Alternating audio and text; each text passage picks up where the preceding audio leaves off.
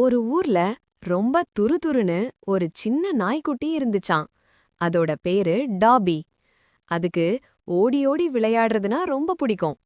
ஒரு நாள் டாபி ஒரு பூங்கால விளையாடிட்டு இருக்கும்போது ஒரு பெரிய எலும்பு துண்ட கண்டெடுத்துச்சு.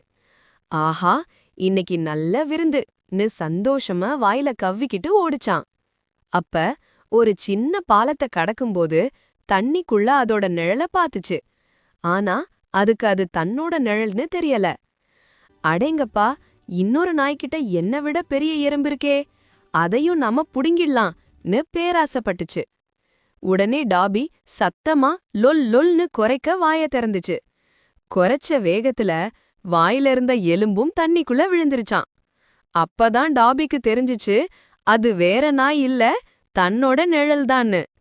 எப்போதும் பேராசைப்படக்கூடாது. இருக்கிறத வச்சு சந்தோஷமா வாழணும்.